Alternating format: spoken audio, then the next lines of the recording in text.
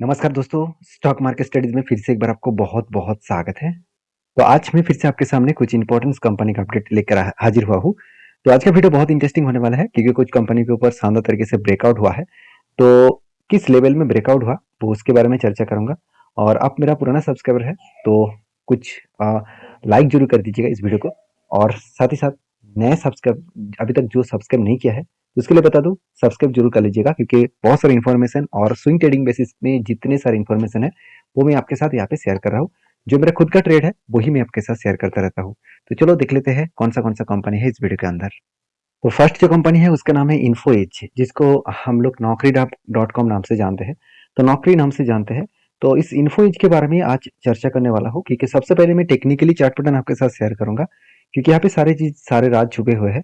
क्योंकि इस कंपनी के ऊपर जब मैंने टेल लिया था तब मैंने आपको ये भी शेयर किया कि कंपनी के ऊपर शानदार तरीके से एक पैटर्न क्रिएट हुआ, जो एक शोल्डर कम शोल्डर, उसके बाद एक बिग हेड बना, उसके बाद एक शोल्डर पैटर्न क्रिएट हुआ। तो शोल्डर कम उसके बाद एक बिग हेड बनने के बाद फिर से शोल्डर बनने के बाद एक ब्रेकआउट हुआ। और ब्रेकआउट के बाद ब्रेकआउट कंफर्मेशन भी हुआ, उसके बाद देखिए रीटेस्ट किया।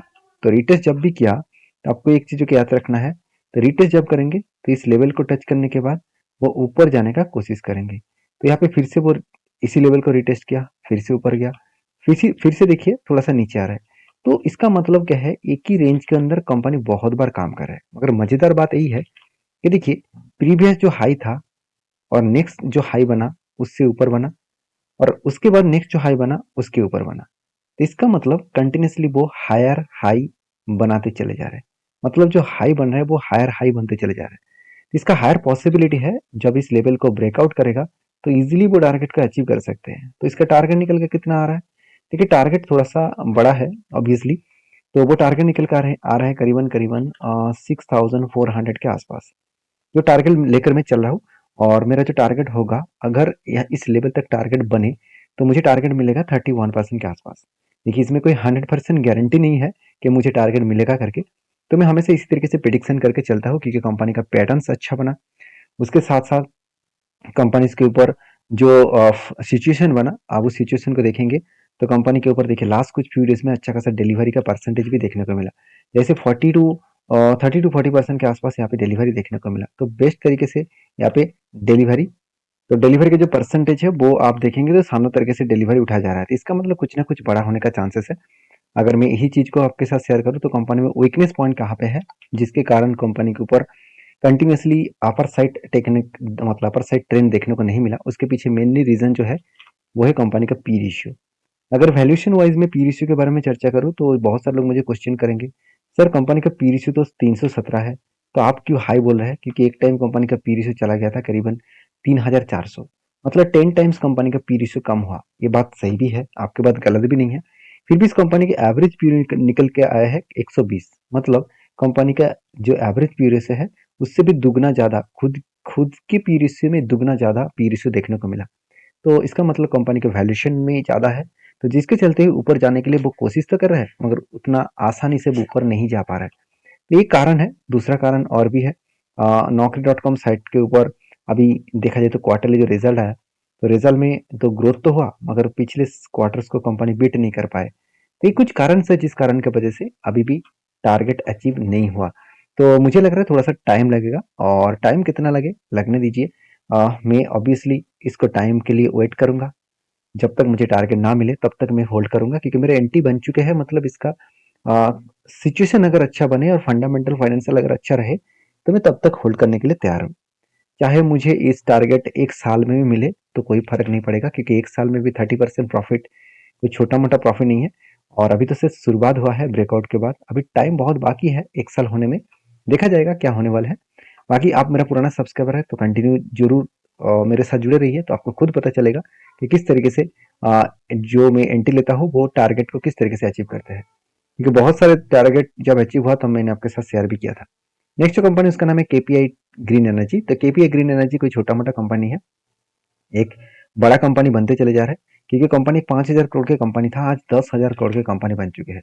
तो इसका डबल होने के पीछे यही रीजन है क्योंकि गवर्नमेंट जो ग्रीन एनर्जी है, इस ग्रीन एनर्जी प्रोजेक्ट के ऊपर बहुत ज्यादा ध्यान दिया है।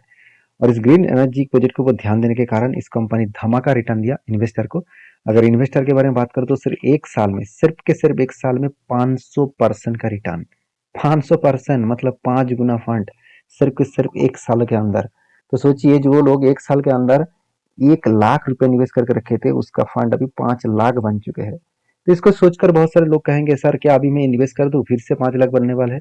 देखिए मार्केट कैप जितना है वो ऑब्वियसली अभी भी बहुत कम है। 10,000 करोड़ का मार्केट कैप है, अगर इसको फिर से 5 गुना करना है तो 1 लाख करोड़ का मार्केट कैप बनना होगा। तो 1 लाख बनना मतलब आसान आसान तो ऑब्वियसली है, क्योंकि इंडिया एक इकोनॉमिकली ग्रोइंग कंट्री है और जिस तरीके से जीडीपी का रिजल्ट आया, जिस तरीके से इकोनॉमिकली ग्रोथ हो रहा है, तो आसान तरीके से जो ग्रीन एनर्जी प्रोजेक्ट है वो बहुत तेजी से ग्रोथ करने वाले हैं। देखिए फिर से मैं आपको रिक्वेस्ट करूंगा, आप मेरे बात सुनकर कल ही बाय मत कर लेना, क्योंकि कंपनी आज टॉप लेवल में है, रिक्सी कंपनी है अभी फिलहाल के लिए, क्योंकि कंपनी आज लगातार हाई करने के बाद बहुत टॉप में चला गया। एक इस कंपनी का एक नेचर आपको दिखा देता हूँ, ध्यान दीजिएगा। कंपनी देखिए जब एक लेवल को ब्रेकआउट करते हैं तो एक अच्छे खासे जाम देखने को मिल जाते हैं, फिर से एक लेवल को होल्ड किया, उसके बाद ब्रेक किया, फिर से देखिए होल्ड किया, उसके बाद ऊपर गया। देखिए इसी तरीके से कंपनी कंटिन्यूसली काम किए जा रहा है। और उसके बाद देखिए फिर से जान नहीं हुआ, यहाँ पे होल्ड किया और उसके बाद ब्रेकआउट किया। तो मैं इस लेवल में ऑब्वियसली एक एंटी डिसीजन यहाँ पे ले रहा था, तो एंटी डिसीजन ऑब्वियसली मेरे इस इसके ऊपर है। तो अभी यहाँ से कंटिन्यू करेगा कि नीचे आएगा वो तो पता नहीं, क्योंकि जिस तरीके से वॉल्यूम क्रिएट हो रहा है मुझे थोड़ा सा सिचुएशन उतना खास देखने को नहीं मिल रहा है। तो इसलिए मैंने छोटे मोटे क्वांटिटी के साथ टेल लिया, अगर मुझे लॉस होगा तो एकदम मिनिमम लॉस होगा, क्योंकि हाई लेवल में मैं कभी भी कोई भी पैटर्न्स ना बने तो उसके ऊपर कोई भी ब्रेकआउट हुआ तो उसके ऊपर मैं एंटी जब लेता हूँ तो मैं सोच समझ कर एंटी लेता हूँ। तो बाकी इस कंपनी के ऊपर ऐसे नहीं कि कंपनी सिर्फ भागते ही चले जा रहा है, कंपनी का परफॉर्मेंस भी अच्छा हो रहा है, क्योंकि सेल्स के मामले में कंपनी 179 करोड़ से 330 करोड़ के आसपास देखने को मिले। एक्सपेंस को कंट्रोल करने के बाद कंपनी 34 करोड़ से 51 करोड़ तक बनता हुआ देखने को मिला। तो इसका मतलब बेस्ट तरीके से एक प्रॉफिटेबिलिटी ग्रोथ देखने को मिला है। और इस तरीके से ग्रोथ अगर हुआ तो कंपनी के ऊपर शानदार तरीके से अप मूवमेंट जर्नी आपको देखने को मिलेगा। तो एज ए इन्वेस्टर प्रोमोटर से लेकर एफएसडीएस पब्लिक हर किसी के पास आपको अच्छा खासा इन्वेस्टमेंट आपको नहीं दिखेगा। हाँ मजेदार बात यही है, इंपॉर्टेंस पॉइंट यही है कि जो इंस्टीट्यूशन जैसे पहले आप देखेंगे तो जीरो इन्वेस्टमेंट कर रहे थे, वो इंस्टीट्यूशन आज 4% 5% के आसपास 1 to 2% के आसपास होल्डिंग से यहाँ पे कंटिन्यू कर रहे हैं। तो इसका मतलब बेस्ट तरीके से यहाँ पे होल्डिंग को वो कंटिन्यू कर रहे हैं। बाकी आपके क्या डिसीजन है, ओपिनियन है, जो मुझे कमेंट्स करके बता सकते हैं। तो नेक्स्ट जो कंपनी है उसका नाम है येस बैंक। देखिए येस बैंक, जो बैंक एक टाइम नो बैंक नाम से पुकारा जाता था, हर कोई लोग नो बैंक के नाम से जान चुके थे, क्योंकि इस कंपनी का हालत ही खराब हो गया था, क्योंकि राणा कपूर जी इस कंपनी का पूरा बिजनेस ही खत्म कर दिया था। इतना ज्यादा मार्केट में लोन दे दिया और लोन उठा नहीं पाए, तो बैंक एकदम बंद होने का सिचुएशन में आ गया था। तो उस टाइम में गवर्नमेंट इसको सपोर्ट दिया, प्राइवेट बैंक इसको सपोर्ट दिया। जैसे आप देखेंगे अभी भी इन्वेस्टर के हिसाब से देखेंगे जो इसका होल्डिंग है उनमें से डीएस देखेंगे, state bank of India 30% holding करके इस कंपनी को बचाया। साथ ही साथ लाइफ इंश्योरेंस कॉर्पोरेशन जो 4 to 5% के आसपास होल्डिंग करके इसको बचाया। साथ ही साथ आईसीआईसीआई बैंक तो जो 2 to 3% के आसपास होल्डिंग करके इस कंपनी को बचाया। साथ ही साथ एक्सिस बैंक वो भी देखेंगे तो 2% के आसपास होल्डिंग करके इसको बचाया। तो ओवरऑल बात करूँ तो हर जगह पे इस कंपनी की इन्वेस्टमेंट आपको, हर कैटेगरीज बैंक में आपको इन्वेस्टमेंट इसको देखने को मिलेगा। तो बेस्ट तरीके से यहाँ पे सिचुएशन बनता हुआ देखने को मिले। तो बाकी आपके क्या ओपिनियन है इस कंपनी के ऊपर जरूर मुझे कमेंट्स करके बताना, क्योंकि कंपनीज के ऊपर सिचुएशन वाइज और एंड परफॉर्मेंस वाइज आप बात करो तो कंपनी के ऊपर एक जबरदस्त अपकमिंग मोमेंटम देखने को मिल सकता है, क्योंकि कंपनी पहले जैसा येस बैंक नहीं रहा, आज एक अलग लेवल का बैंक बन चुके हैं, क्योंकि सेल्स में हर साल में ग्रोथ देखने को मिला है। पिछले सालों की तुलना से भी ग्रोथ हुआ, पिछले क्वार्टर की तुलना से भी ग्रोथ हुआ। एक अलग लेवल में दो जगह से कंपनी का सेल्स का ग्रोथ हुआ, मतलब रेवेन्यू का ग्रोथ हुआ, इंटरेस्ट भी कंपनी पेमेंट किया और उसके बाद एक्सपेंस जो यहाँ पे बेस्ट तरीके से एक्सपेंस आपको देखने को मिला। अभी एक्सपेंस को मिटाने के बाद हाँ मजेदार बात यही है क्या, कंपनी एक टाइम 5 to 6% के आसपास एनपीए देखने को मिला था, आज वो ही एनपीए घट के हो चुके 0.90% के आसपास। मतलब कंपनी का जो एनपीए है वो एकदम ना के बराबर लेके आया है। तो बेस्ट तरीके से कंपनी का एनपीओ कम किया। और एज ए इन्वेस्टर इस कंपनी के प्रोमोटर से लेकर एफएसडीएस पब्लिक के हिसाब से बात करूं, मैं एक बार आपको यहाँ पे भी दिखा देता हूँ। आप देखकर एक चीजों को आपको अच्छा लगेगा कि हाँ शेयर होल्डिंग जो पैटर्न है इस कंपनी का, देखिए म्यूचुअल फंड खुद के होल्डिंग एकदम ना के बराबर रखे, मगर यही जगह पे अगर आदर्श देखेंगे, आदर्श मतलब जो डीआईएस है, मतलब डोमेस्टिक इन्वेस्टर है, म्यूचुअल फंड को छोड़ दीजिए, बाकी जितने सारे इंस्टीट्यूशन है, तो चाहे वो बैंक हो गया, जैसे येस बैंक के ऊपर कौन इन्वेस्ट किया, state bank of India, LIC हो गया, तो इतने बड़े बड़े प्लेयर्स इस कंपनी के ऊपर निवेश किया। साथ ही साथ और भी बहुत सारे प्राइवेट बैंक भी है, तो सारे ने निवेश करके टोटल 42% के आसपास निवेश किया। और एफ ने देखिए होल्डिंग जो 12% था वो बढ़ाकर आज 23% के ऊपर बन चुके हैं। मतलब एक अलग लेवल का कंपनी का नेट प्रॉफिटेबिलिटी ग्रोथ होता देखने को मिले। तो मैं जरूर कहूँगा इस कंपनी के ऊपर आप फोकस रखिए, क्योंकि कंपनी के ऊपर जब 2 बार ट्रेड बना था तो मैंने आपको साथ शेयर किया। तो पहली बार यहाँ पे प्रीवियस एक ट्रेड बना और यहाँ पे एक रेंज क्रिएट हुआ, और इस जब भी इस लेवल को टच किया तब एंटी बना, और इस लेवल तक यहाँ पे टारगेट बना।